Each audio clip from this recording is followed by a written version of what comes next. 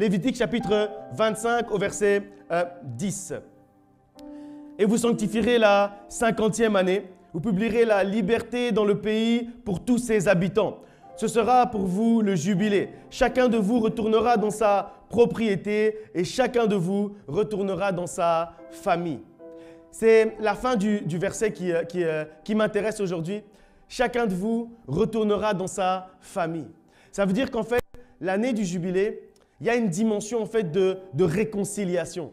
Il y a une dimension en fait où on va se réconcilier les uns avec les autres. Ça veut dire que tu ne peux pas en fait terminer cette année du jubilé sans avoir vécu la réconciliation, sans avoir vécu le pardon, sans avoir pardonné quelqu'un, sans avoir également été pardonné par quelqu'un, sans avoir demandé pardon à quelqu'un. Tu ne peux pas vivre cette année du jubilé sans être passé par là. Et c'est pour ça qu'en fait ce passage il nous dit que chacun retourne dans sa famille. Quand en fait ce passage nous dit ça, ça veut dire que chacun de nous, on retourne vers quelqu'un avec qui on a eu un problème, quelqu'un avec qui on s'est querellé, quelqu'un avec qui on s'est disputé. On retourne vers cette personne et on établit la réconciliation. Et en fait, ce passage il est également lié avec la Pâque.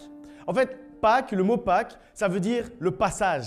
C'est le passage de la mer Rouge, évidemment, mais c'est le passage également d'une rive à une autre rive. C'est le passage d'une situation à une autre situation. C'est le passage, en fait, d'un moment à un autre moment. En fait, la Pâque, c'est le moment où on passe à autre chose. C'est ça que ça veut dire la Pâque, ça veut dire le passage. Et en fait, quand on dit qu'on passe à autre chose, en fait, il y a une étape importante. Quand on passe à autre chose, ça veut dire qu'on s'est pardonné et on s'est réconcilié. Si je me dispute avec quelqu'un et puis après que je dis « Ok, maintenant, c'est bon, on va passer à autre chose ». Pour passer à autre chose, pour vivre le passage, pour vivre réellement la Pâque, il faut d'abord la réconciliation. Pour vivre réellement la Pâque, il faut d'abord le pardon. Il faut réellement se réconcilier, se pardonner et être également pardonné. Et en fait, c'est la première étape. La première étape de la Pâque, en fait, c'est la réconciliation. La première étape, en fait, de la Pâque, c'est le pardon. Et quand on y réfléchit, en fait, si vous vous rappelez de la passion de Christ, de la manière dont Christ a terminé sa vie, à la croix, il a dit « Pardonne-leur, ils ne savent pas ce qu'ils font » avant de mourir.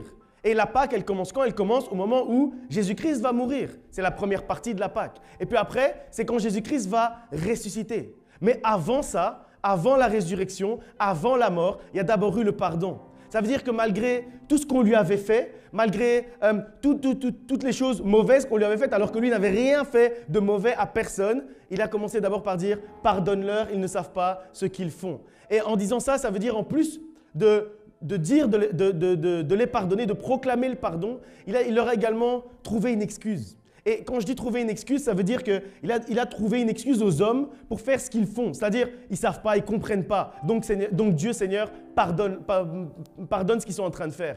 Et en fait, ça me fait penser à l'importance également de la miséricorde. La miséricorde, en fait, c'est quand on établit déjà une atmosphère de pardon avant même qu'on nous demande pardon. En fait, les hommes n'avaient pas encore demandé pardon à Jésus du fait de l'avoir crucifié, du fait de lui avoir craché dessus, du fait de lui avoir fait du mal.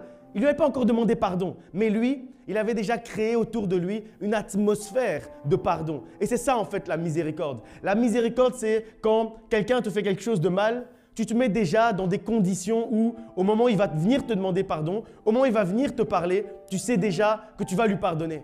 Parce qu'en fait, tu crées déjà une atmosphère autour de toi. Et c'est ce que Jésus a fait. Il a déjà dit en fait, il a déjà préparé le terrain en disant « Pardonne-leur, ils ne savent pas ce qu'ils font ». Ça veut dire qu'au moment où certainement certains hommes se sont repentis de ce qui s'est passé, certains peut-être qui lui avaient craché dessus au moment où ils se sont rendus compte que c'était Dieu fait homme, certainement ils ont demandé pardon. Mais lui en fait, il a pardonné facilement parce qu'il était déjà en fait dans l'atmosphère du pardon. Il était déjà miséricordieux envers ceux qui étaient méchants avec lui. Et en fait, ça nous fait comprendre que la première étape de la Pâque, c'est réellement le pardon et la réconciliation. Et la réconciliation dont on va parler aujourd'hui, elle se décline en fait en 3 niveaux. Il y a la réconciliation avec Dieu, qu'on appelle la repentance. Il y a la réconciliation avec soi-même, où en fait on va chasser la culpabilité.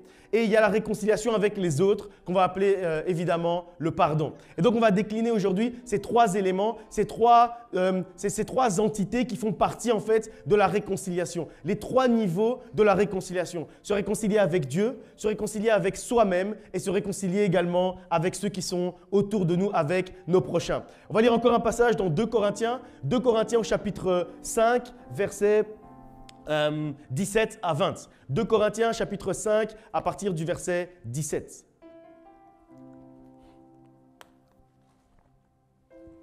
2 Corinthiens 5, je lis à partir du verset 17. « Si quelqu'un est en Christ, il est une nouvelle créature. Les choses anciennes sont passées. Voici, toutes choses sont devenues nouvelles. Et tout cela vient de Dieu, qui nous a réconciliés avec lui par Christ et qui nous a donné le ministère de la réconciliation. Car Dieu était en Christ, réconciliant le monde avec lui-même, en n'imputant point aux hommes leurs offenses. Et il a mis en nous la parole de réconciliation. Nous faisons donc les fonctions d'ambassadeurs pour Christ, comme si Dieu exhortait par nous. Nous vous en supplions au nom de Jésus-Christ, soyez réconciliés avec Dieu. » Ce passage, en fait, il nous parle des trois niveaux justement de la réconciliation. Au tout début, on nous dit que toutes choses anciennes sont passées, voici, toutes choses sont devenues nouvelles. Ça veut dire en fait que Dieu, quand il arrive dans notre vie, il nous renouvelle. Il renouvelle toutes choses. C'est pour ça qu'on parle de l'importance de la résurrection. C'est pour ça que pour nous, le plus important, c'est la résurrection. En fait, Pâques, la partie résurrection de Pâques, c'est plus important même que Noël. Noël, c'est une fête un peu plus familiale, donc parfois, humainement, on va la considérer un peu plus importante. Mais Pâques est plus important. Parce qu'en fait, si Jésus était juste né à Noël, pas à Noël, vous avez compris, pas le jour de Noël, mais si on fêtait juste la naissance de Jésus, et puis qu'il était mort comme tout le monde, en fait, il n'y aurait pas de raison de se rassembler ici aujourd'hui. Si on se rassemble ici aujourd'hui, si on peut dire qu'on est chrétien, si on peut dire qu'on suit Christ, qu'on suit Jésus-Christ, c'est parce qu'il est ressuscité. Donc c'est parce que la Pâque est arrivée. Et c'est pour ça que quand ce passage dit « toutes choses sont devenues nouvelles », on nous parle en fait de la puissance de la résurrection et on nous parle également de l'importance de la réconciliation avec Dieu, la réconciliation avec Christ. Et puis après au verset 18, on nous dit « et tout cela vient de Dieu, qui nous a réconciliés avec lui par Christ ». Donc, il nous a réconciliés avec Dieu par l'intermédiaire de Jésus-Christ et qui nous a donné le ministère de la réconciliation. La première fois que j'ai vraiment compris ce passage, que j'ai considéré ce passage, ça m'a un peu étonné. Parce que je me suis dit, un ministère, c'est quand on sert Dieu. Donc, quand on dit qu'on a reçu le ministère de prophétie, donc on prophétise pour servir Dieu, en servant Dieu. Quand on dit qu'on a reçu le ministère de la prédication, on prêche pour servir Dieu en servant Dieu. Quand on dit qu'on chante, on chante en servant Dieu, on loue Dieu en servant Dieu. Mais ici, on nous dit le ministère de la réconciliation. Ça veut dire en fait que quand on se réconcilie, on est en train également de servir Dieu. Ça veut dire que la réconciliation, c'est un ministère. Donc ça veut dire que quand tu fais une erreur, quand tu pêches et que tu demandes pardon à Dieu, quand tu te réconcilies d'un cœur sincère avec Dieu, tu es en train de servir Dieu. Parce que c'est un ministère, la réconciliation. Quand en fait tu te réconcilies avec ton frère, quand tu te réconcilies avec ta sœur, quand tu demandes pardon ou que tu accordes ton pardon, tu es en train de servir Dieu. Parce que la réconciliation, c'est un ministère. Quand tu parles à quelqu'un de l'importance de se réconcilier avec Dieu, de l'importance de la repentance, quand tu lui parles de ça, tu es en train en fait de servir Dieu. Tu es en train d'établir, de servir au cœur du ministère de la réconciliation. Et quand on y réfléchit, quand on lit bien ce passage, on nous dit « il nous a donné le ministère de la réconciliation ». Ça veut dire que Jésus-Christ est venu en nous montrant le modèle de la réconciliation. Et c'est pour ça que j'ai parlé tout à l'heure de ce qu'il a dit quand il était à la croix. Il a créé une atmosphère de miséricorde et de pardon. Et en fait, il nous a expliqué comment on doit servir au cœur de ce ministère de la réconciliation. C'est-à-dire trouver des excuses en disant « pardonne-leur, ils ne savent pas ce qu'ils font. Seigneur, aujourd'hui il m'a insulté, mais pardonne-lui. C'est peut-être parce qu'il a passé une mauvaise matinée. Aujourd'hui peut-être qu'il m'a frappé.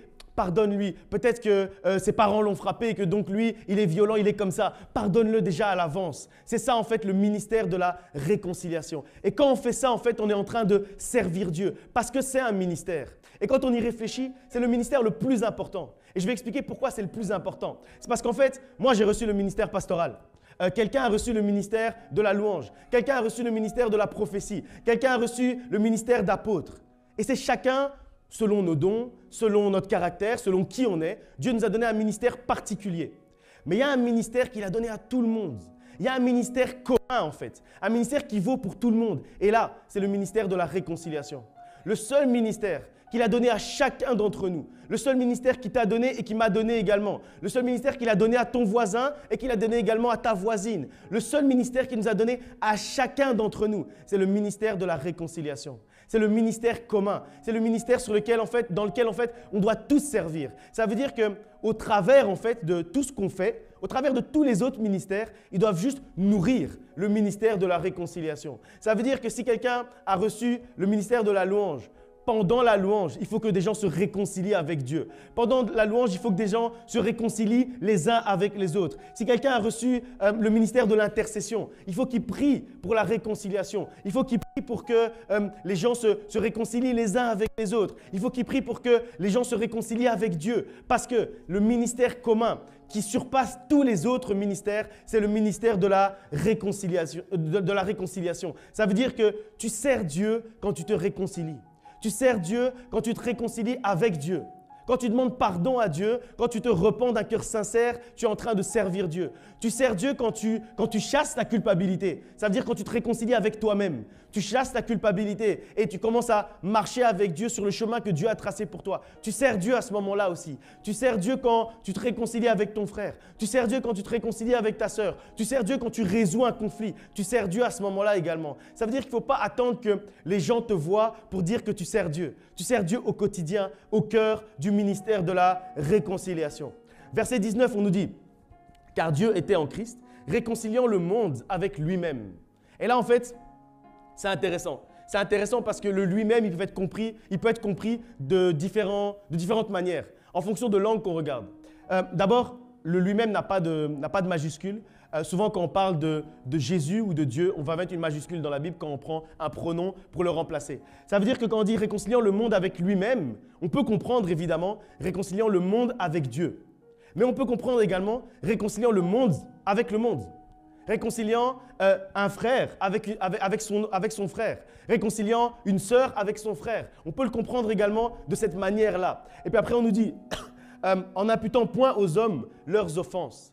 Et là, on revient à ce qu'il a dit justement à la croix. Ça veut dire que, en fait, Dieu est venu sur la terre sous la forme de Jésus-Christ pour pas que demain, tu vives les conséquences de ton péché.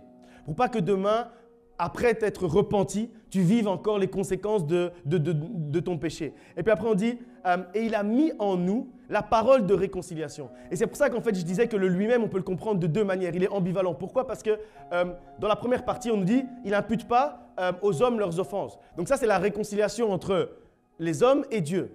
Mais après, il enchaîne en disant il a mis en nous la parole de réconciliation. Et à quoi sert cette parole de réconciliation? Elle sert à se réconcilier nous-mêmes avec nos frères et sœurs.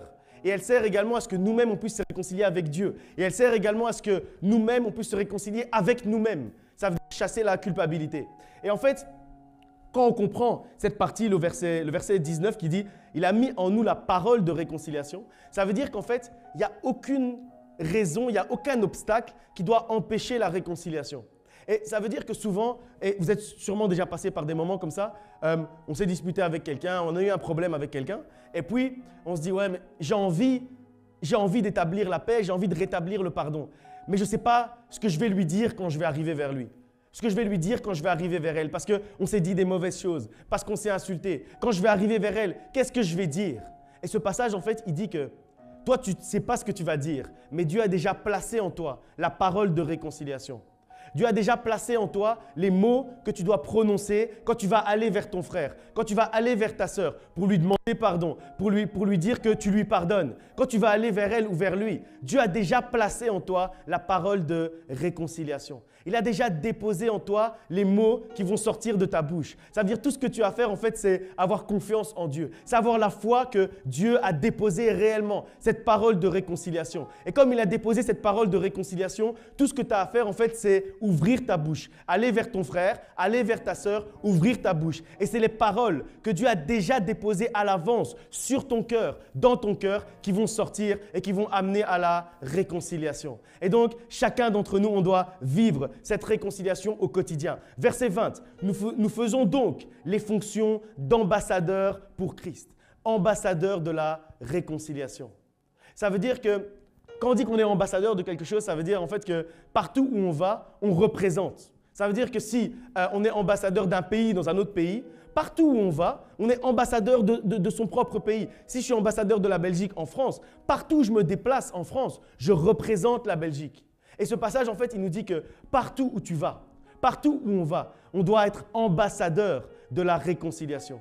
On doit en fait représenter la réconciliation. Chaque pas qu'on fait représente la réconciliation parce qu'on est ses ambassadeurs. Ça veut dire que ça n'a aucun sens qu'en fait, si toi, tu travailles et qu'au travail, tu as des problèmes avec tout le monde, ça n'a aucun sens parce que tu n'es pas ambassadeur de la réconciliation quand tu fais ça.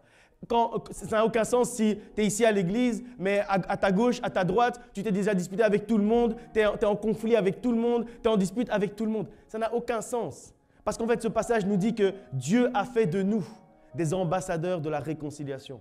Dieu a fait de toi un ambassadeur du pardon. Dieu a fait de toi un ambassadeur de paix, un ambassadeur de la repentance, un ambassadeur de la réconciliation. Et réellement, on doit considérer en fait qui on est. On doit considérer le ministère que Dieu nous a donné. Ça ne sert à rien en fait de passer du temps à prier à l'intercession, ou à venir chanter à la louange, ou à venir prêcher la parole si on n'est pas ambassadeur de la réconciliation. Tout ça, ça ne sert de rien en fait, parce que c'est des sous-ministères. C'est ce que ce passage nous montre. C'est qu'en fait, c'est un sous-ministère, la prédication. C'est un sous-ministère, la louange. C'est un sous-ministère, le service d'accueil. C'est un sous-ministère, le service d'ordre. C'est un sous-ministère, le nettoyage. Le vrai ministère, le seul vrai ministère que Dieu nous a donné à chacun d'entre nous, c'est le ministère de la réconciliation. C'est être ambassadeur de la réconciliation. Partout où on va, représenter la réconciliation. Deviens dès aujourd'hui ministre et ambassadeur de la réconciliation. Et sois fier de ce ministère, parce que c'est le ministère le plus important, parce que c'est le ministère qui guide toutes choses, parce que c'est le ministère qui va guider tous les autres ministères. Donc sois fier de ce ministère-là, parce que c'est un ministère que Dieu t'a donné. Et Dieu n'a pas mis en nous le ministère de la condamnation. Malheureusement, en fait, nous les hommes, on aime bien faire un parallèle qui n'existe pas. Le parallèle entre l'accusation et la repentance. En fait, il y a une grande différence. Il y a une grande différence. Et en fait, Dieu a mis en nous le ministère de la réconciliation. Et malheureusement, trop de chrétiens pensent en fait que le ministère de la réconciliation, c'est le ministère de la condamnation, le ministère de l'accusation. Ça veut dire qu'on va croire que en fait, c'est le ministère de la condamnation qu'on a reçu et on est devenu ambassadeur de l'accusation. Ambassadeur de dire aux gens, tu fais pas bien ça, tu pèches de telle manière, tu fais telle chose, c'est pas bien, tu vas aller en enfer. On croit que c'est ça le ministère que Dieu nous a donné. Mais ce n'est pas ça. Il nous a donné le ministère de la réconciliation. Ça veut dire qu'on n'est pas là pour dire à quelqu'un, tu pèches de cette manière-là, tu fais ça, tu fais ça. On est là pour dire, il y a un chemin que Dieu a tracé pour toi, pour que tu sortes de cette situation et que tu puisses t'approcher de ton Dieu. Ça, c'est notre réel rôle. Le rôle, c'est pas… Parce que sinon, ça ne sert à rien. C'est trop facile, en fait, de pointer un problème du doigt si on n'amène pas de solution. C'est trop facile de montrer un problème du doigt. C'est trop facile, en fait, d'être ambassadeur de la condamnation. C'est trop simple. Mais là où Dieu nous a placés, c'est pour devenir ambassadeur de la réconciliation, ambassadeur de la repentance, ambassadeur du pardon. On accuse, on va pointer du doigt, on pointe tout le monde du doigt, l'église, nos frères, nos sœurs, les autres églises, l'église qui est au coin de la rue là-bas, l'autre pasteur qui est là-bas. On va pointer tout le monde du doigt, mais on ne va apporter aucune solution. On va pas montrer le chemin. On ne va pas montrer Jésus-Christ qui est le chemin, la vérité et la vie. Et on ne va pas non plus agir comme Jésus-Christ. Puisque Jésus, au moment où il a constaté le péché des hommes qui étaient en train de le tuer, de lui manquer de respect, de lui cracher dessus, de lui mettre des épines sur la tête, est-ce qu'il a dit « Vous êtes en train de faire ça à Dieu, ce que vous faites, ce n'est pas bon, vous êtes en train de pécher contre le Saint-Esprit ». Est-ce que c'est ça qu'il a dit? Non. Il a dit « Pardonne-leur, ils ne savent pas ce qu'ils font ». Ça veut dire qu'il a déjà préparé le chemin pour eux, pour la réconciliation. Il a déjà préparé le chemin pour les pécheurs, pour qu'ils puissent arriver vers la repentance et vers la réconciliation. Au lieu d'être ambassadeurs de la condamnation, de l'accusation, devenons aujourd'hui, choisissons, parce que c'est un choix, choisissons aujourd'hui de devenir réellement ambassadeurs et ministres de la réconciliation avec Christ, en Christ et pour Christ et avec Christ à l'intérieur de nous. On va lire encore un passage dans Romains. Romains chapitre 4, versets 7 à 8. Romains chapitre 4, verset 7. « Heureux ceux dont les iniquités sont pardonnées et dont les péchés sont couverts. Heureux l'homme à qui le Seigneur n'impute pas son péché. » Ce passage, en fait, il nous parle du premier niveau dont je parlais tout à l'heure. Le ministère de la réconciliation, ça nous parle des 3 niveaux. Et ici, on va entrer dans le détail de chacun des niveaux. Et ici, en fait, ça nous parle du premier niveau, la repentance. En fait, la réconciliation avec Christ. La réconciliation avec Dieu au travers de Christ. Et ce passage nous dit en fait qu'on est heureux quand nos iniquités ont été pardonnées. Et on va d'abord s'arrêter là. En fait, la première étape de la repentance, c'est reconnaître nos péchés. C'est que le Saint-Esprit puisse nous convaincre du péché. On reconnaît notre péché et on demande pardon à Dieu. Et là, on est pardonné. Mais après, en fait, on dit donc heureux ceux dont les iniquités sont pardonnées et dont les péchés sont couverts. Donc la deuxième étape, c'est que quand on a demandé pardon à Dieu, Dieu va en fait couvrir nos péchés.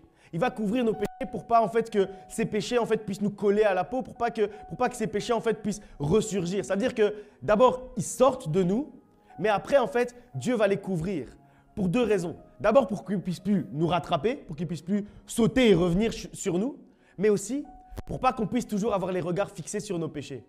Ça veut dire pour pas en fait qu'on puisse commencer à se sentir coupable de quelque chose sur lequel Dieu nous a déjà pardonné. Si Dieu t'a déjà pardonné de quelque chose, ne fixe plus les yeux sur ton péché. C'est déjà passé. Dieu a déjà couvert ce péché. Il a déjà recouvert. Et donc, tu ne vois plus ton péché, tu vois Dieu. Et puis après, verset 8. « Heureux l'homme à qui le Seigneur n'impute pas son péché. » Et là, c'est la 3e étape. Ça veut dire qu'en fait, au travers de la repentance, au travers de son sacrifice à la croix, au travers de la résurrection, en fait, Dieu va effacer même les conséquences de nos péchés.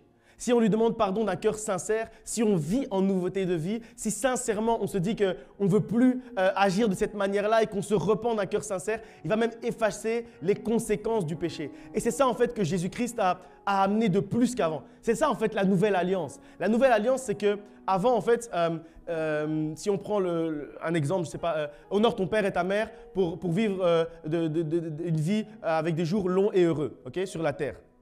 Ça veut dire que normalement, si je manque de respect à mes parents, on m'enlève 1 jour, 2 jours, 3 jours de vie ou alors de vie heureuse, ça dépend. Mais au moment où Jésus-Christ arrive sur la terre, avant ça, je demande pardon, Dieu me pardonne. Il couvre mon péché. Ça, c'est les 2 premières étapes. Mais Jésus-Christ a amené quelque chose d'autre. Il a amené en fait une autre dimension. La dimension qu'il a amenée, c'est que si je reprends l'exemple, en fait, je suis pardonné, mais avec Jésus-Christ, si j'ai perdu, parce que moi j'ai peut-être été un mauvais adolescent, j'ai fait une crise d'adolescence, j'ai perdu déjà 2 ans de vie parce que j'étais trop un peu irrespectueux avec mes parents. En fait, Jésus-Christ, au moment où il va me pardonner, il va couvrir mon péché et après il va remettre en fait ces jours-là que potentiellement j'avais perdus. Ça veut dire qu'en fait, il efface la conséquence même du péché. Et c'est ça qu'en fait on dit au verset 8, « Heureux l'homme à qui le Seigneur n'impute pas son péché. » Imputer le péché, ça veut dire que tu vis la conséquence de ton péché. Et si tu choisis de vivre en fait dans l'ancienne alliance, peut-être tu vas être pardonné. Peut-être même tu vas aller au ciel. Mais tu auras perdu 2 ans de vie parce que tu auras manqué de respect à tes parents comme moi. Tu vas perdre 2 ans de vie. Alors que si tu vis dans la nouvelle alliance, si tu vis le ministère de la réconciliation, si tu vis au cœur de la réconciliation, au cœur de la repentance, au cœur du pardon, si tu vis au cœur de la résurrection de Christ, même la conséquence du péché, Dieu va l'effacer. Et il va te rajouter les jours que tu aurais perdus. Et il va te rajouter, il va enlever le malheur que tu as créé pour te rajouter un bonheur supplémentaire. Parce que tu ne vas plus vivre la conséquence du péché. Parce que la conséquence du péché, c'est la mort. Le fruit du péché, c'est la mort. Mais toi, tu ne vas plus vivre cette mort. Tu vas vivre un bonheur éternel. Tu vas vivre éternellement au cœur du bonheur, au cœur de la vie en Christ. Et c'est ça en fait la nouvelle alliance. Et c'est ça en fait le ministère de la réconciliation. Et ce passage nous dit en fait qu'on doit être heureux quand on comprend ça. J'espère que tu es dans la joie quand tu comprends ça. Parce que ce passage nous dit que la plus grande joie, le plus grand bonheur qu'on peut avoir, c'est de se repentir et de savoir que Dieu nous a pardonné et de savoir que Dieu a couvert notre péché et de savoir également qu'on ne va pas vivre les conséquences du péché et que Dieu a effacé les conséquences de notre péché. Savoir en fait que Dieu ne nous impute pas nos péchés. Savoir qu'on ne vit pas la conséquence du péché. Tu peux avoir en fait toutes les richesses de ce monde. Mais si tu vis la conséquence du péché, c'est compliqué. Il vaut mieux avoir aucune richesse et que Dieu puisse avoir effacé les conséquences de ton péché. Et ce passage, en fait, il nous dit d'être heureux. Heureux quand on comprend qu'on ne va pas vivre la conséquence du péché. Heureux quand on comprend que Dieu nous a pardonné. Heureux quand on comprend que Dieu a couvert notre péché. Heureux quand on comprend que Dieu a effacé la conséquence de notre péché. Que Dieu a effacé la lettre de condamnation qui avait été écrite contre nous. Que Dieu l'a effacée et qu'il l'a clouée à la croix de Golgotha. Quand on comprend ça, on doit être dans la joie. Quand on comprend ça, on doit être dans une joie qui dépasse toute autre joie. Ça dépasse en fait, vous savez, si j'étais venu aujourd'hui et que je vous avais dit, j'ai gagné à Euromillions, donc du coup j'ai décidé aujourd'hui d'offrir 100 000 € à tout le monde. Vous allez être dans une joie incroyable. Mais la joie dans laquelle vous alliez être à ce moment-là, elle ne peut pas dépasser la joie de ce que je viens de vous annoncer là. C'est que Dieu a choisi d'effacer votre péché, de recouvrir votre péché, et après ça, d'effacer même la conséquence du péché. Parce que la conséquence du péché, c'était la mort. Peut-être qu'en fait, si Jésus-Christ n'avait pas établi cette nouvelle alliance, peut-être que tu ne serais déjà plus là. Parce qu'on a beaucoup péché. J'ai dit tu, mais c'est je aussi. Peut-être que je ne serais déjà plus là. Parce que j'ai péché beaucoup. Et comme la conséquence du péché, c'est la mort, peut-être qu'aujourd'hui, je serais déjà mort. Si j'avais dû vivre la conséquence de mon péché. Mais Dieu a choisi qu'aujourd'hui, je puisse être en vie.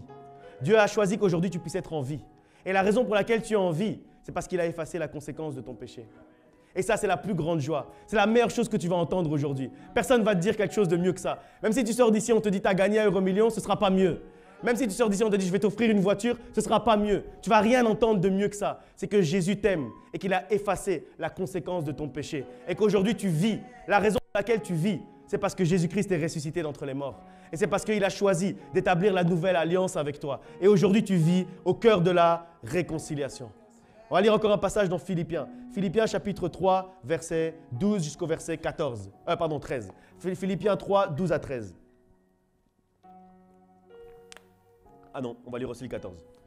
Ce n'est pas que j'ai déjà remporté le prix ou que j'ai déjà atteint la perfection, mais je cours pour tâcher de le saisir, puisque moi aussi, j'ai été saisi par Jésus-Christ. Frère, je ne pense pas l'avoir saisi, mais je fais une chose, oubliant ce qui est en arrière et me portant vers ce qui est en avant. Je cours vers le but pour remporter le prix de la vocation céleste de Dieu en Jésus-Christ. Ce passage, en fait, il nous parle du deuxième niveau. Deuxième niveau de la réconciliation, du ministère de la réconciliation, c'est la réconciliation avec nous-mêmes.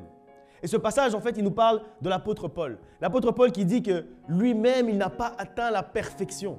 Non pas que j'ai atteint la perfection, mais je fais une chose. J'oublie ce qui est en arrière, je me porte vers l'avant et je cours pour essayer d'arriver un jour à cette couronne de perfection-là. Et en fait, si l'apôtre Paul n'a pas atteint la perfection, mets ton cœur à l'aise, tu ne vas pas atteindre la perfection non plus.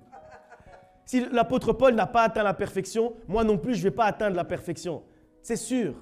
Donc ça veut dire que quand tu sais ça, tu sais que oui, tu vas encore pécher. Oui, tu vas encore faire des erreurs. Mais tu ne dois pas vivre sous la culpabilité à cause de tes péchés et à cause de tes erreurs. Si tu demandes pardon à Dieu, si Dieu te pardonne, s'il couvre tes péchés, il ne faut plus regarder tes péchés. Il ne faut plus te sentir coupable. Et vous savez, j'aime bien dire que la culpabilité, c'est la plus grande ruse de l'ennemi. Il n'y a rien de plus fort que le diable a créé, si ce n'est la culpabilité. Quand on se sent coupable, on ne prend que des mauvaises décisions. Quand on se sent coupable, on ne fait que des erreurs. Quand on se sent coupable d'avoir menti, on va encore mentir. Parce qu'on se sent coupable d'avoir menti. Quand on se sent coupable d'avoir mal parlé à quelqu'un, on va le fuir. Et donc, on va distendre encore plus la relation parce qu'on l'a insulté et parce qu'on se sent coupable. Alors, on n'ose pas aller vers la personne. Alors, on n'ose pas demander pardon. Alors, on n'ose pas exercer le ministère de la réconciliation. Le piège et l'obstacle le plus grand au ministère de la réconciliation, Ce n'est pas en fait l'orgueil. On pourrait croire que c'est l'orgueil. Je n'ai pas envie de demander pardon, je n'ai pas envie de pardonner, etc. Mais ce n'est pas ça. En fait, le plus grand obstacle au ministère de la réconciliation, c'est en fait la culpabilité. C'est en fait se sentir coupable. Et donc aujourd'hui, chasse la culpabilité de ton cœur. Aujourd'hui, je proclame que la culpabilité est en train de quitter ton cœur. Peu importe ce que tu as fait, sache que l'apôtre Paul n'était pas parfait non plus. Tu n'es pas parfait. Mais tu n'as pas besoin d'être parfait pour que Dieu t'aime. Tu n'as pas besoin d'être parfait pour que Dieu pardonne ton péché. Tu n'as pas besoin d'être parfait pour que Dieu efface ton péché. Tu n'as pas besoin d'être parfait pour ne pas vivre les conséquences de ton péché. Tu n'as pas besoin d'être parfait pour être ambassadeur de la réconciliation. De la manière dont tu es aujourd'hui, Dieu t'aime. Tu es assez bien aux yeux de Dieu. Tu es très bien aux yeux de Dieu. Tu as de la valeur aux yeux de Dieu. Peu importe ce que ton péché essaye de te faire croire. Peu importe ce que le diable essaie de te faire croire. Peu importe ce que l'ennemi essaie de te faire croire. Sache que tu as de la valeur aux yeux de Dieu. Et que le péché que tu commets n'enlève même pas un 1%, même pas 0,5% de ta valeur aux yeux de Dieu. Tu restes une pierre précieuse aux yeux de Dieu. Tu restes un diamant aux yeux de Dieu. Tu restes la créature merveilleuse de Dieu. Et quand il te voit, c'est ça qu'il voit. Lui, il ne voit pas ton péché. Donc toi, ne vois pas non plus ton péché. Toi, ne regarde pas non plus ton péché. Et il y a une grande différence entre la repentance et la culpabilité. La repentance, en fait, c'est quand le Saint-Esprit nous convainc du péché. On est convaincu, on a fait une erreur. On demande pardon à Dieu. Mais après avoir demandé pardon, tout ce qui vient après, à chaque fois qu'on pense à ce péché, après avoir demandé pardon à Dieu, ça c'est la culpabilité. La repentance, ça nous amène à nous rapprocher de Dieu. Et la culpabilité, au moment où on s'en est rapproché, la culpabilité essaye de nous en éloigner une deuxième fois. En fait, c'est pour ça qu'on doit chasser la culpabilité. Parce que sinon, en fait, on s'approche de Dieu en demandant pardon, mais après la culpabilité nous fait repenser à tout ça. Et donc on se rééloigne de Dieu. Et donc là où le péché nous éloigne, la culpabilité nous éloigne une seconde fois. Et donc ça veut dire qu'on perd les effets même de notre pardon quand on se sent coupable. Donc Dieu n'attend pas de toi que tu sois parfait, donc ne te sens pas coupable. Tout ce qu'il attend de toi en fait, c'est que tu continues la course comme l'a fait l'apôtre Paul, que tu cours en fait dans l'intégrité, c'est-à-dire en essayant, en faisant ton maximum comme dit ce passage, en faisant ton maximum pour y arriver, pour atteindre le but. Mais tu vas encore faire des erreurs. Tu vas encore pécher. Mais Dieu n'a pas besoin que tu arrêtes de pécher pour t'aimer. Il n'a pas besoin que tu arrêtes de pécher pour te pardonner. Et donc, continue à essayer d'être meilleur chaque jour, comme dit l'apôtre Paul. Mais ne te sens pas coupable de tes erreurs d'hier. Et c'est pour ça que l'apôtre Paul va dire « oubliant ce qui est en arrière ». Ça veut dire qu'en fait, il faut arriver à un moment où tu es capable d'oublier ton péché. À partir du moment où tu as demandé pardon à Dieu, tu as demandé pardon à ceux à qui tu as fait du mal, si ton péché a touché quelqu'un d'autre, tu as demandé pardon d'un cœur sincère, tu t'es repenti d'un cœur sincère. Maintenant, tu dois oublier ton péché. Parce que si tu n'oublies pas ton péché, à un moment, tu vas rentrer dans la culpabilité. Tu vas rentrer dans le cercle vicieux de la culpabilité. Et le cercle vicieux de la culpabilité te fait recommettre en fait le même péché que tu as déjà commis. Et donc, repens-toi, mais ne te sens pas coupable. Fais bien la différence entre les deux. J'espère que la différence est vraiment claire parce que c'est vraiment quelque chose d'important. Parce que la culpabilité, c'est le plus grand piège que l'ennemi nous tend sur le chemin entre nous et Dieu. Il y a en fait le péché, c'est un piège, mais le plus grand piège, c'est la culpabilité qui suit le péché. Et c'est ça en fait qui nous fait tomber le plus souvent. Et on ne va faire aucun bon choix et on va continuer à faire des erreurs et des erreurs à cause de la culpabilité. On va lire encore un passage dans Colossiens chapitre 3 versets 12 à 14. Colossiens chapitre 3 versets 12 à 14. Colossiens chapitre 3 à partir du verset 12. Ainsi donc, comme des élus de Dieu, saints et bien-aimés, revêtez-vous d'entrailles de miséricorde, de bonté, d'humilité, de douceur, de patience. Supportez-vous les uns les autres. Et si l'un a sujet à se plaindre de l'autre, pardonnez-vous réciproquement. De même que Christ vous a pardonné, pardonnez-vous aussi. Mais par-dessus toutes ces choses, revêtez-vous de l'amour, qui est le lien de la perfection. Ce passage, il est vraiment riche en fait par rapport en fait à la réconciliation. La première partie nous parle en fait d'être des élus de Dieu. On revient avec la partie ambassadeur. Être un ambassadeur, ça veut dire que Dieu nous a élis. Il a choisi en fait de nous élire pour que nous soyons ces ambassadeurs de la réconciliation. Après, on nous dit de revêtir nos entrailles de plusieurs choses. D'abord de la miséricorde, j'en ai déjà parlé tout à l'heure. Ça veut dire créer autour de nous en fait une atmosphère de pardon avant même que le pardon soit accompli. C'est-à-dire trouver des excuses aux gens. C'est-à-dire trouver des excuses à ceux qui nous ont fait du mal. Après, on nous dit de revêtir nos entrailles également de bonté. Être bons les uns avec les autres, ça nous permet également de nous réconcilier. Après, on nous parle de l'humilité. Pourquoi est-ce que l'humilité est liée à la réconciliation? C'est parce qu'en fait, si quelqu'un fait une erreur et que moi je me dis « Non mais moi, j'aurais jamais pu faire cette erreur. Moi, je suis tellement fort, je suis tellement bon, je suis tellement un chrétien parfait que moi, j'aurais jamais pu pécher de cette manière-là. » Impossible d'exercer le ministère de la réconciliation avec cet état d'esprit. C'est pour ça qu'en fait, l'humilité, c'est important dans le cadre du ministère de la réconciliation. Parce que si quelqu'un pêche et qu'on se dit « Ouais, peut-être l'année dernière, j'ai déjà fait la même erreur. » Ou peut-être que l'année prochaine, je vais faire la même erreur. Donc, je vais l'aider. Je vais l'aider à se réconcilier avec Dieu. Je vais lui tendre la main pour qu'on puisse se réconcilier l'un avec l'autre. Je vais l'aider en fait à ne pas se sentir coupable par rapport à ce qu'il a fait. Je vais l'aider à se réconcilier avec lui-même. C'est parce qu'on est humble qu'on peut faire ça. C'est l'humilité en fait qui nous permet d'être des bons disciples, des bons ambassadeurs, des bons ministres en fait de la réconciliation. Après on nous parle de la douceur et après on nous parle ensuite de la patience. Être patient avec ceux qui font des erreurs. Ça aussi, ça nous fait entrer en fait dans le ministère de la réconciliation. Si quelqu'un te fait du mal, que tu exerces la miséricorde, c'est-à-dire tu trouves le moyen d'être dans un état d'esprit de pardon, mais qu'il ne vient pas te demander pardon directement. En fait, là, tu dois faire preuve de patience envers lui. Mais pendant cette patience, pendant ce temps en fait, qui fait qu'il va venir te demander pardon, que vous allez pouvoir vous pardonner, etc., toi, tu dois continuer à être miséricordieux. Ça veut dire qu'en fait, la miséricorde, elle s'accomplit au cœur de la patience. Au moment où moi, je suis déjà dans un état d'esprit, je peux pardonner à la personne, pas de problème. Soit tu fais le premier pas vers la personne, mais si même la personne n'est pas enclin en fait, à rétablir la paix, pas de problème. Je suis patient et je continue, en fait, je persévère dans la miséricorde tout au long de cette période où Dieu va toucher l'autre personne pour qu'elle puisse venir et qu'on puisse rétablir, qu'on puisse se réconcilier. Et puis après, au verset 13, on nous dit « Supportez-vous les uns les autres ». Et puis après, « Et si l'un a sujet à se plaindre de l'autre, pardonnez-vous réciproquement ». Dans les enseignements de couple, je reprends souvent ce passage parce qu'en fait, j'aime bien la concordance en fait, des sujets. La concordance de singulier pluriel ici. On nous dit « Si l'un a sujet à se plaindre de l'autre ». Ça veut dire que là, c'est unidirectionnel. Ça veut dire, moi, j'ai à me plaindre, j'allais dire pasteur Jeanette, mais elle me regarde mal, alors je vais dire pasteur Eric. Si moi, j'ai à me plaindre du pasteur Eric, ok? Après, on nous dit, pardonnez-vous réciproquement. Mais moi, j'ai rien fait dans cette histoire. Le pasteur Eric me fait quelque chose. Je dois me plaindre de lui parce qu'il m'a fait quelque chose.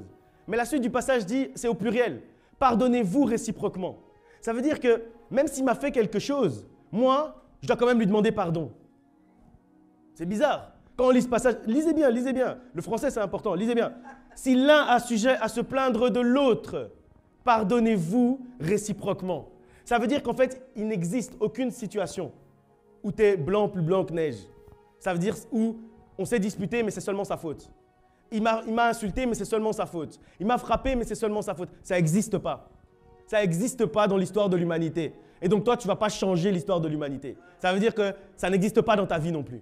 Ça veut dire que si quelqu'un t'a fait quelque chose, tu as de quoi lui demander pardon. Pas beaucoup d'amen. Mais c'est vrai.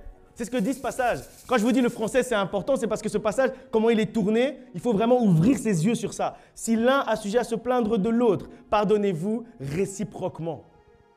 Ça veut dire que tu n'as aucune raison d'attendre dans ton coin et dire « Moi, j'attends qu'il vienne me demander pardon, c'est lui qui m'a fait mal. C'est lui, il m'a insulté, j'attends qu'il vienne me demander pardon. » Ça n'existe pas dans l'histoire de l'humanité. Ça n'existe pas sur la terre, ça n'existe pas sous la terre, ça n'existe pas dans le ciel, ça n'existe pas. Ça veut dire que tu as de quoi lui demander pardon.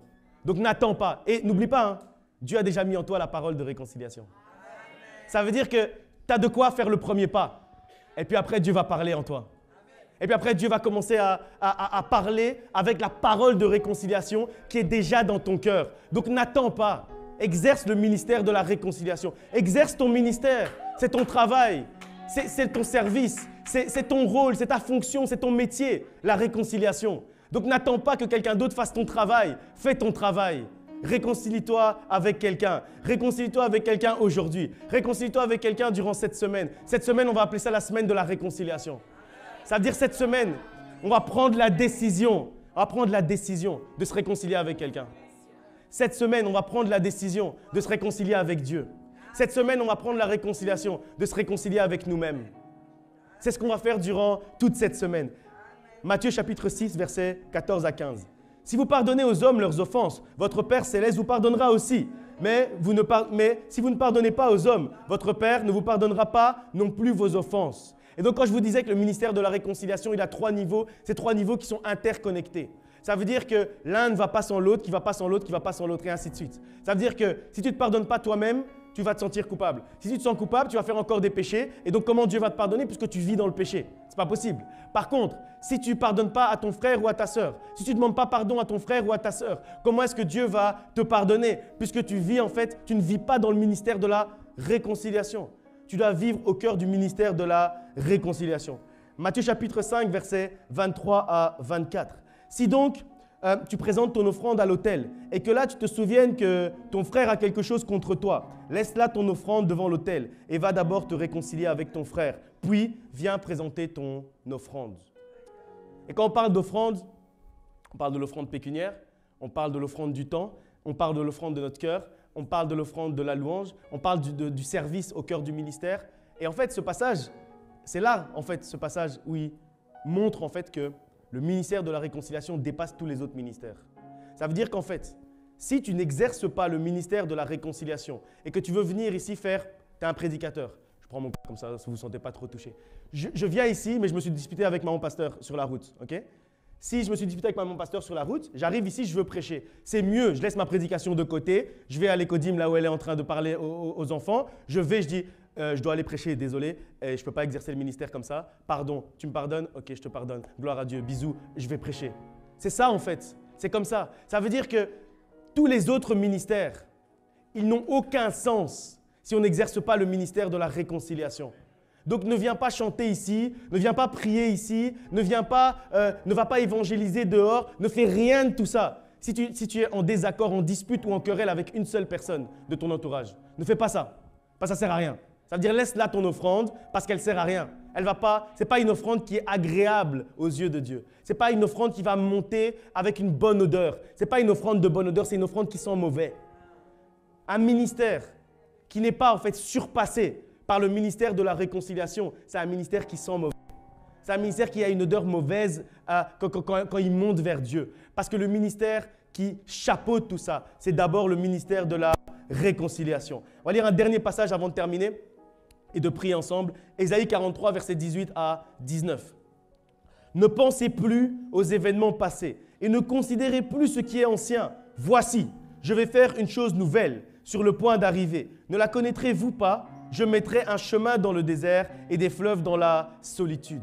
Je disais en introduction que la Pâque, ça veut dire le passage. Donc Dieu veut faire une chose nouvelle dans ta vie. Dieu veut te faire passer de l'autre côté. Dieu veut ouvrir la mer Rouge en deux pour que tu puisses passer de l'autre côté de la rive. Après la Pâque, quelque chose en fait de nouveau doit t'arriver. Ce n'est pas quelque chose de nouveau va peut-être t'arriver, non. Il y a quelque chose de nouveau dans ta vie qui doit arriver après la Pâque. Après la Pâque, comme dit ce passage, Dieu ouvre un chemin dans le désert. Après la Pâque, Dieu ouvre des fleuves au cœur de la solitude. Mais pour vivre ces moments-là, pour vivre ces nouvelles choses que Dieu a prévues, il faut en fait que tu acceptes la Pâque, que tu acceptes le passage. Accepter la Pâque, en fait, c'est accepter le passage. Accepter de passer à autre chose. Et ce qu'on a dit dans l'introduction, c'est passer à autre chose. C'est d'abord exercer le ministère de la réconciliation. Parce que tu ne peux pas passer à autre chose si tu t'es pas repenti devant ton Dieu. Si Dieu ne t'a pas pardonné, si tu n'as pas demandé pardon à Dieu.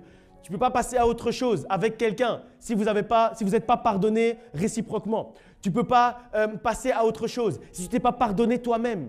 Et donc, pour passer à autre chose, pour passer à autre chose et pour vivre réellement la Pâque, pour accepter la Pâque, tu dois d'abord vivre le ministère de la réconciliation. Alors, il est temps aujourd'hui, il est plus que temps même de passer à autre chose. Il est temps de te repentir. Il est temps de chasser l'esprit de culpabilité. Et il est temps également de pardonner et de demander pardon à tes proches. Et si je dis qu'il est temps, c'est parce qu'en fait, tu sais jamais de quoi est fait demain. Ça veut dire que demain, c'est peut-être déjà trop tard pour exercer le ministère de la réconciliation.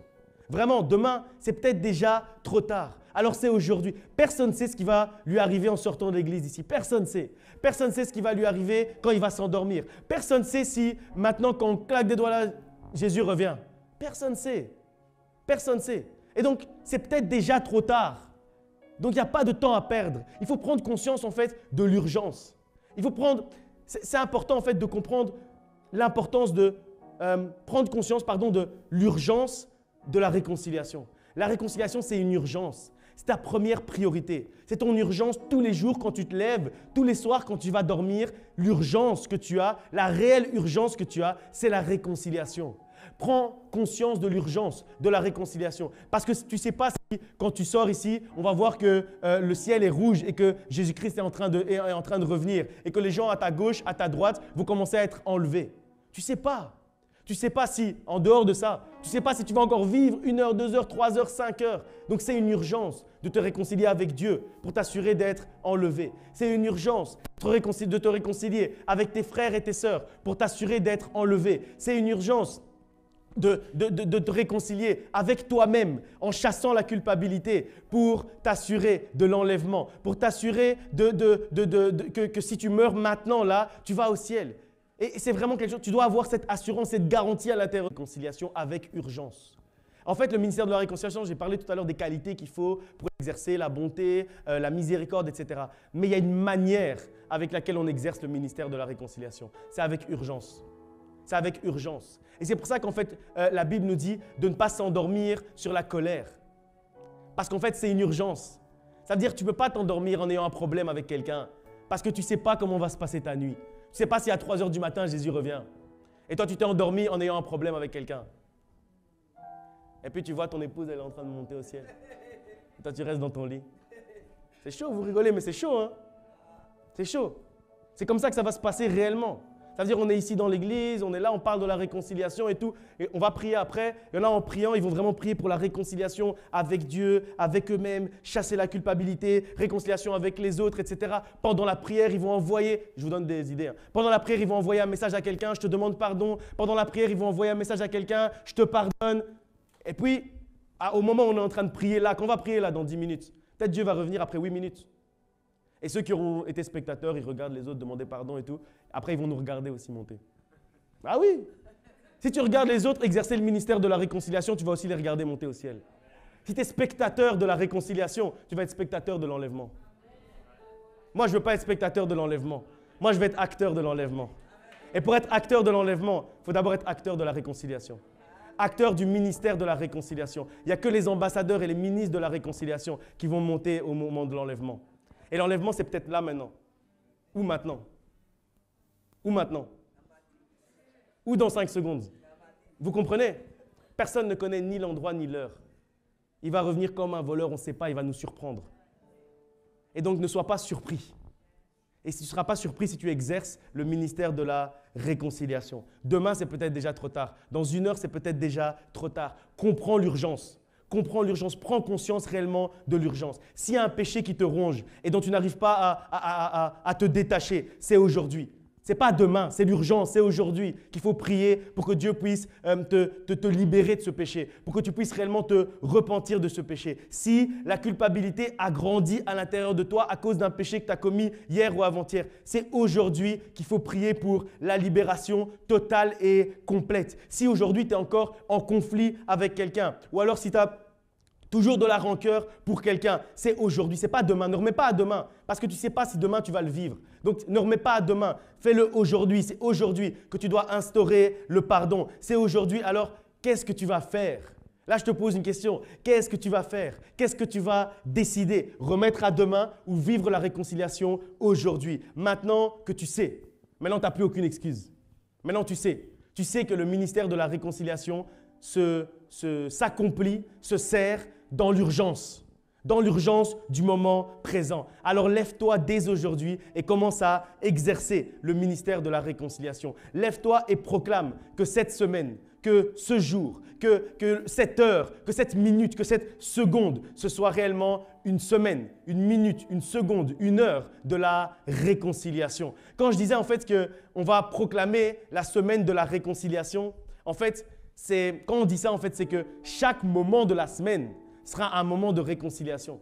Ça veut dire que, là où tu dois exercer le ministère de la réconciliation aujourd'hui, il ne faut pas attendre vendredi prochain, c'est aujourd'hui. Mais si quelqu'un te fait quelque chose demain à 9h, à 9h01, tu as déjà exercé le ministère de la réconciliation. C'est ça que ça veut dire. Et on doit vivre en fait, chaque semaine devrait même être des semaines de la réconciliation. Cette semaine, tu vas surmonter ce péché qui te poursuit ou qui va essayer de te poursuivre durant la semaine. Cette semaine, aujourd'hui, tu vas surmonter, tu vas vaincre cette culpabilité qui te rongeait jusqu'à maintenant. Cette semaine, aujourd'hui, tu vas pardonner quelqu'un. Tu vas demander pardon à quelqu'un. Et si tu fais ce choix, tout ce que tu as à faire, c'est te lever, mettre ta main sur ton cœur et prier comme tu n'as jamais prié jusqu'à aujourd'hui. On va se lever, on va prier. Que Dieu vous bénisse.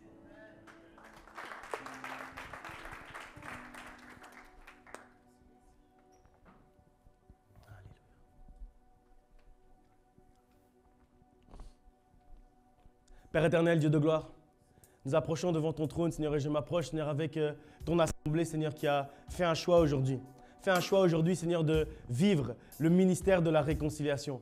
Fais un choix aujourd'hui, Seigneur, de se réconcilier avec toi, de se réconcilier, Seigneur, avec son prochain, de se réconcilier, Seigneur, avec tous ceux, Seigneur, qui sont autour de nous. Aujourd'hui, Seigneur, nous avons fait ce choix parce que, Seigneur, nous ne voulons pas être surpris. Aujourd'hui, Seigneur, nous ne voulons pas être spectateurs de la réconciliation et nous ne voulons pas, Seigneur, que être spectateurs de la réconciliation et la conséquence que nous devenions demain, spectateurs de l'enlèvement. Aujourd'hui, Seigneur, nous voulons réellement prendre conscience de l'urgence, prendre conscience, Seigneur, que c'est aujourd'hui, prendre conscience, Seigneur, que c'est maintenant, prendre conscience, Seigneur, que ce n'est pas demain. On ne peut pas, Seigneur, remettre à demain la réconciliation. On ne peut pas, Seigneur, remettre à demain le pardon. Alors aujourd'hui, souffle, Seigneur, un vent, Seigneur, de réconciliation sur chacun d'entre nous. Souffle, Seigneur, aujourd'hui, un vent, Seigneur, de pardon sur chacun d'entre nous. Souffle, Seigneur, un vent de paix, Seigneur, sur chacun d'entre nous. Souffle, Seigneur, un vent de repentance sur chacun d'entre nous. Que nous puissions aujourd'hui prendre conscience, Seigneur, que nous sommes ministres et ambassadeurs de la réconciliation.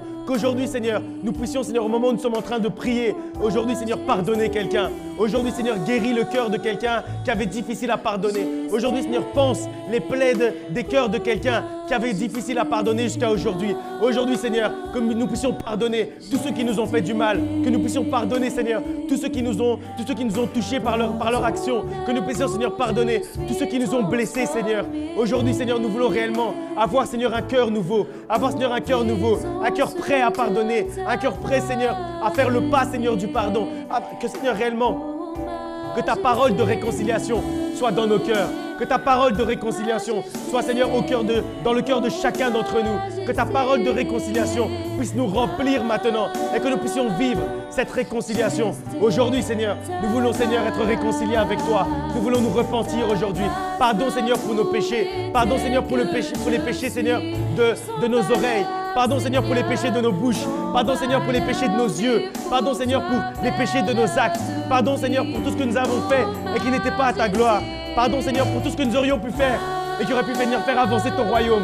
Aujourd'hui, Seigneur, nous voulons réellement, Seigneur, nous repentir. Aujourd'hui, Seigneur, nous voulons réellement, Seigneur, te demander pardon à toi, Seigneur, aujourd'hui. Et aujourd'hui, Seigneur, nous proclamons également, parce que, Seigneur, nous t'avons demandé pardon, nous proclamons, Seigneur, que tu nous as pardonné, que tu oublies, Seigneur, nos péchés, que tu couvres, Seigneur, nos péchés, et qu'aujourd'hui, Seigneur, nous ne vivrons jamais la conséquence du péché. Aujourd'hui, Seigneur, nous proclamons que nous oublions notre péché et que la culpabilité n'a aucun effet sur nous, que la culpabilité n'a aucun pouvoir sur nous, que la culpabilité n'a aucune puissance sur nous. Mais aujourd'hui, Seigneur, nous vivons en nouveauté de vie. Aujourd'hui, Seigneur, nous chassons l'esprit de culpabilité. Aujourd'hui, Seigneur, nous proclamons, Seigneur, que l'esprit de culpabilité n'a aucun pouvoir sur nous. L'esprit de culpabilité n'a aucune puissance sur nous. Et aujourd'hui, Seigneur, nous vivons, Seigneur, droit, Seigneur. Nous vivons réellement, Seigneur, comme tes fils, Seigneur. Nous vivons réellement comme des fils et des filles, Seigneur, de Dieu, comme des héritiers de Dieu et des co-héritiers de Christ. Aujourd'hui, Seigneur, nous marchons avec un cœur nouveau. Nous marchons, Seigneur, avec un esprit nouveau.